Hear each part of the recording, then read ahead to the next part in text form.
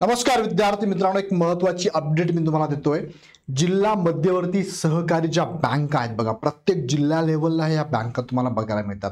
ह्या बँकेमध्ये जे सरकारी नोकरदार असतात, ह्या नोकरदारांची भरती प्रक्रिया राबवण्याबाबतचा हा जी आर आहे। इथून मागे पण भरती प्रक्रिया राबवली जात होती, पण ह्या जी-आरच्या माध्यमातून 2 ते 3 मुद्दे अपडेट होत आहेत। पहिला मुद्दा म्हणजे की ही एक्झाम ऑनलाईन होणार आहे। दुसरा मुद्दा, ही एक्झाम कोण घेऊ शकतं त्याबद्दल इन्फॉर्मेशन दिली आहे। आणि तिसरा मुद्दा, स्थानिकांना, त्या जिल्ह्यातील स्थानिकांना, तिथे राहत असणाऱ्या लोकांना, उमेदवारांना संधी मिळेल का, ती किती टक्क्यामध्ये असेल आणि बाहेरच्या जिल्ह्यातील उमेदवारांना किती टक्केवारीमध्ये संधी मिळू शकते, या संदर्भातला हा जी-आर आला। हा जी-आर शेवटपर्यंत बघा। याबद्दल तुमच्या मनात काही डाऊट असेल तर कमेंट बॉक्समध्ये नक्की टाका, त्याचे उत्तर मी देण्याचा नक्की प्रयत्न करेन।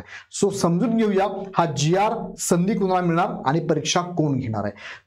त्याच्या अगोदर मी तुम्हाला सांगू इच्छितो की स्पर्धात्मक परीक्षेमध्ये सरळ सेवेच्या जेवढ्या एक्झाम असतात, ज्याच्यामध्ये मराठी, इंग्लिश, मॅथ, रिझनिंग आणि जीके असे टॉपिक असतात, यासाठी इग्नाइट अकॅडमीची सर्वसमावेशक सरळ सेवा बॅच ही लाईव्ह स्वरूपात 5 नोव्हेंबर पासून चालू होणार आहे। लाईव्ह असणार आहे। लाईव्ह लेक्चर बघताना याल तर रेकॉर्ड होऊन जातं। रेकॉर्डेड लेक्चर तुम्ही किती वेळेस रिपीट करून बघू शकता। बघा, यामध्ये हे सब्जेक्ट असणार आहे। फी फक्त 1999 प्लस जीएसटी असणार आहे। ह्या बॅच मध्ये तुम्हाला टेस्ट सिरीज पण अवेलेबल आहे। टॉपिक नुसार, विषयानुसार 300+ टेस्ट आहे। प्रत्येक प्रश्नाचं स्पष्टीकरण आहे आणि तुम्ही कितीही वेळेस हे व्हिडिओ लेक्चर्स बघू शकता। तर मग ही बॅच तुम्हाला घ्यायची असेल तर बघा, बऱ्याचशा एक्झाम याच्यामध्ये कव्हर होतात।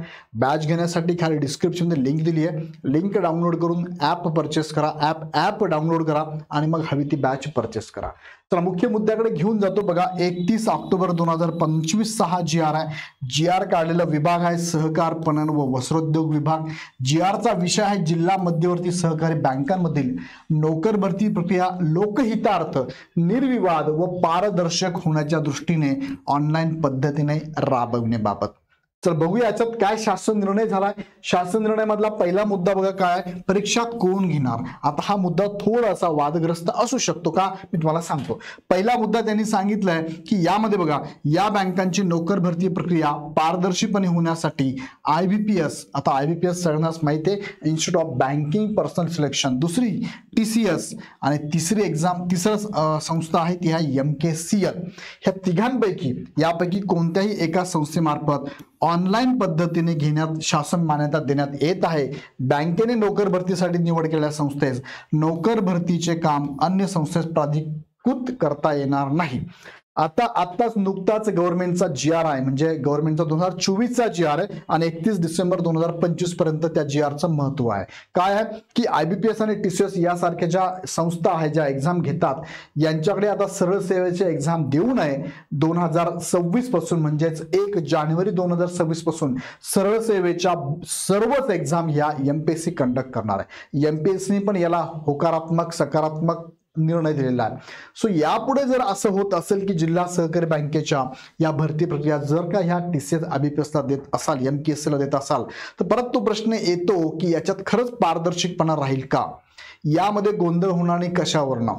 सो यावरती हा प्रश्नचिन्ह असणार आहे। पण ऍटलिस्ट ही एक्झाम ऑनलाईन झालेली आहे, पारदर्शक व्हावी या नावाच्या खाली एक चांगली गोष्ट आहे। बघूया पुढे काय होतंय, पण हा मुद्दा थोडासा न पटण्यासारखा आहे। बघूया पुढे काय होतं। पण दुसरा मुद्दा मात्र अतिशय चांगला निर्णय आहे। चांगला निर्णय यासाठी बघा, जिल्ह्यातील स्थानिक उमेदवारांना संधी मिळणार। मग यामध्ये त्यांनी सांगितलंय की जिल्हा मध्यवर्ती सहकारी बँकेचे कार्यक्षेत्र त्या जिल्ह्यापुरते मर्यादित आहे। बघा, आता तुमच्या जिल्ह्याला सुद्धा अशा जिल्हा मध्यवर्ती सहकारी बँका आहेत, प्रत्येक जिल्ह्याला आहे।